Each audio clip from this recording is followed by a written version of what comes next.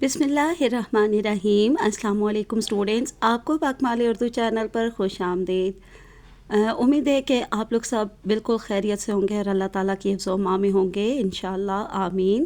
اور اسٹوڈینٹس، آج ہم آپ کے سامنے جماعت ناہم کی درسی کتاب میں سے سبق نمبر 7 ابتدائی حساب کا ایک اقتباس لے کر آئے ہیں، جس کی تشریح جو ہے وہ ہم نے خود بنائی ہے، خود لکھی ہے۔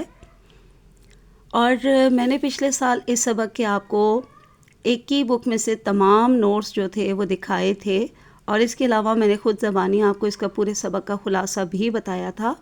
اس لیے امید ہے کہ یہ آپ کے ذہن میں ہوگا، لیکن اس سال کے جماعت ناہم میں آنے والے نئے بچے جو ہیں ان کو اب یہ سبق پڑھایا جا رہا ہے، جیسے کہ میرے پاس بھی اب جو جماعت ناہم ہے ان کو یہ سبق میں نے ابھی 2 دن پہلے پڑھایا تھا، اور اب اس سبق میں سے ایک اقتباس کی تشریح جو ہے وہ ہینڈ ریٹن نوٹس فارم میں نے تیار کی ہے، اور اپنے بچوں کو بھی میں نے کل سینڈ کی ہے، اور آج آپ لوگوں کے لیے بھی حاضر ہے۔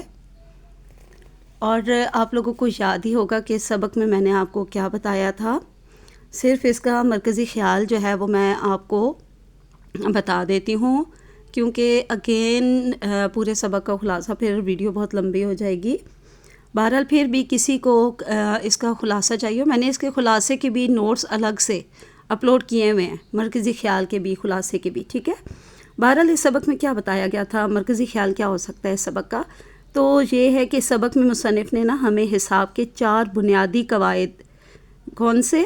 جمع، تفریق، ضرب اور تقسیم، ٹھیک ہے، ان کو عام حساب سے ہٹ کر معاشرتی مسائل اور انسانی رویوں سے جوڑا ہے، ٹھیک ہے۔ آج کل کے جو انسانوں کے آپس میں برتاؤ ہے، بول چال ہے، رویہ ہے، انداز ہے، اس کے ساتھ جوڑا ہے۔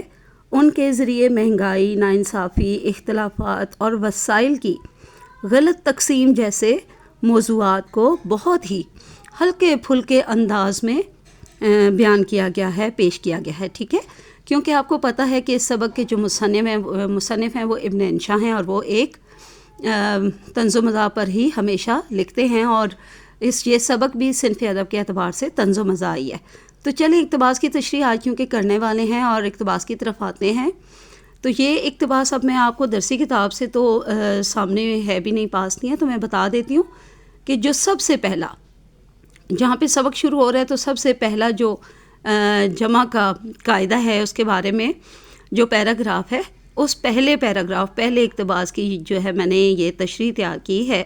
اور اگر آپ کو اور بھی کسی قاعدے یعنی کہ تفریق، ضرب، تقسیم وغیرہ کے قاعدوں کے بارے میں جو پیراگراف ہیں، اگر ان کی بھی تشریح چاہیے ہوئی تو آپ مجھے کامنٹ سیکشن میں بتائیے گا، انشاءاللہ میں اس کے بھی ہینڈ ریٹن نوٹس آپ کو پرووائڈ کر دوں گی۔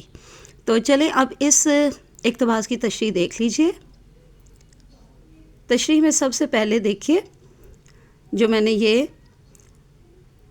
بند لکھا ہے، اس کو بالکل ریلیونٹ ہے، یعنی متعلقہ ہے، مماثل ہے، اس کو آپ اس اقتباس میں ضرور لکھیے گا۔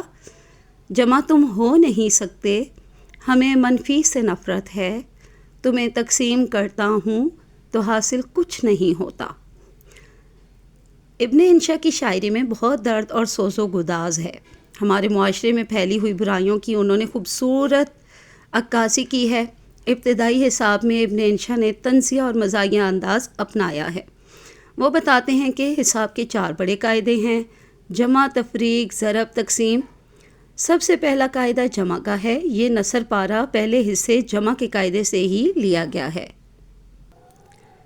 جمع کرنا نہایت مشکل کام ہے، عام اور خاص طبقے کے لیے حاصل جمع مختلف ہوتا ہے۔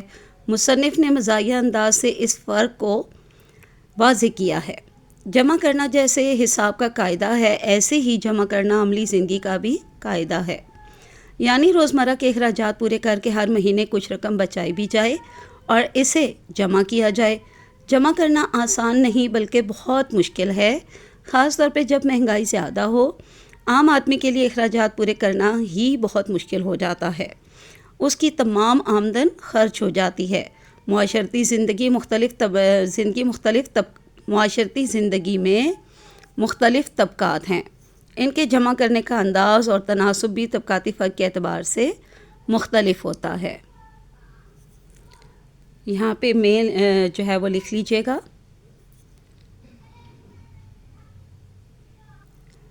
جائز و ناجائز طریقے سے جمع کرنے میں بہت فرق ہے، ان کا حاصل جمع بھی مختلف ہوتا ہے. اسی طرح عام لوگوں یعنی عوام اور دوسری طرف حکمرانوں کے جمع کرنے میں بھی بہت فرق ہوتا ہے. عام لوگ جب جمع کرتے ہیں تو ایک جمع ایک کا حاصل جمع جو ہوتا ہے وہ 1.5 ہوتا ہے، کیونکہ باقی حصہ محصول جمع کرنے والے یعنی ٹیکس جمع کرنے والے لے جاتے ہیں. اور یہ تو حقیقت ہے کہ اس بھاری محصول کا نشانہ ہمیشہ ہی عام لوگ یعنی عوام بنتی ہے. تجارت اور اپنا کاروبار بہت نفع بخش ہوتا ہے، اس کے ذریعے حاصل جمع کا تناسب بہت زیادہ ہوتا ہے. تجارت میں نفع کی صورت کثیر سرمایہ وصول کیا جاتا ہے، جتنا گڑ ڈالو اتنا میٹھا کا اصول ہے تجارت میں. یہاں 1+1 کا مطلب ہوتا ہے 11، اسی لیے تاجر و کاروباری حضرات بہت ہی خوشحال ہوتے ہیں. اب یہاں آخر میں پھر دیکھ لیجئے مماثل بند ہے. کوئی قاعدہ کوئی کلیہ نہ لاگو تجھ پہ ہو جائے، ضرب تجھ کو اگر دوں تو حسابوں میں خلل آئے.